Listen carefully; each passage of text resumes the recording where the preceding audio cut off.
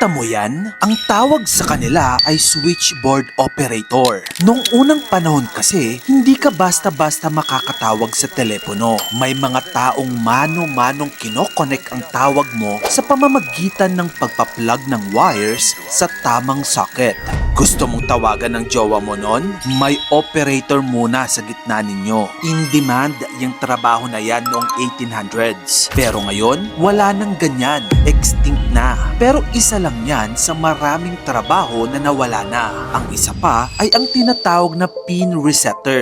Noong early 1900s up to 1950s, bago pa maging automatic ang bowling lanes, alam mo bang may mga pin resetter or pin boys? Ang trabaho nila, kapag natumba ang bowling pins, sila ang pupunta sa dulo ng lane para isa-isahin ulit itayo ang pins. Opo, tao dati ang machine. Eventually, nawala ito noong 1950s nang naimbento na ang automatic pin setter machines. Maliban dyan, ang isa pang na-extinct na trabaho na ay factory lector. Ito medyo fascinating to na may ganito palang trabaho. Noong late 1800s, may kakaibang trabaho sa mga factory at pabrika. Habang paulit-ulit kasi ang trabaho ng workers, may taong binabayaran para magbasa ng newspapers, novels, or stories sa mga workers. Parang silang live podcast bago pa naimbento ang podcast. Pinaka-goal ng factory lector, ma-entertain ang mga pagod na trabahador. Nawala ang trabaho na yan nung naimbento na ang radyo at TV.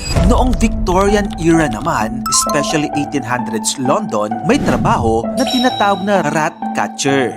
Sila ang nanghuhuli ng daga sa kalsada at mga bahay. Importante ito noon dahil rats could spread diseases tapos naninira pa sila ng pagkain. Hindi totally nawala ang trabaho na ito pero nag-evolve ito noong 1900s into modern pest control. Ngayon, may exterminators na, traps, chemicals, etc.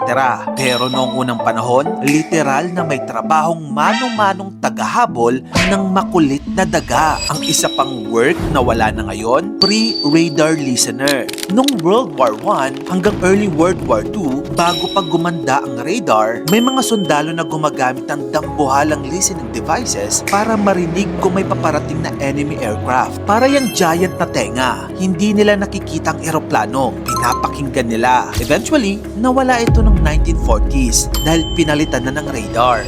Next, andyan din ang log driver. Noong 1800s, ang log drivers ang nagdadala ng troso gamit ang ilog. Pinapalutang nila ang kahoy papunta sa sawmill. Sila ang nagbabantay para hindi maipit, hindi bumara at hindi may stock ang logs. Delivery job ito pero ang rider nasa ilog.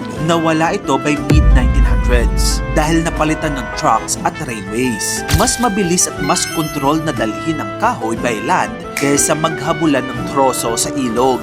Grabe no, ang interesting sa mga trabahong ito, hindi sila nawala dahil tamad ang tao. Nawala sila dahil nagbago ang mundo. Kung noon, machines ang pumalit sa physical jobs, ngayon naman, maraming eksperto ang nagsasabi na AI naman daw ang papalit sa maraming trabaho ng tao. Mga trabahong nagsusulat, nagde-design, sumasagot sa customer, lahat yan maaaring mawala na rin in the future. Ang lesson dito, hindi sapat na marunong ka lang sa isang task. Kailangan marunong ka mag-adapt dahil sa kasaysayan, ang trabaho na mukhang permanent today, pwedeng maging trivia na lang tomorrow. Kung gusto mo pa na maganda pang insightful contents, dito lang yun sa channel ko kaya follow ka na. Maraming salamat sa panonood mga kamagkano.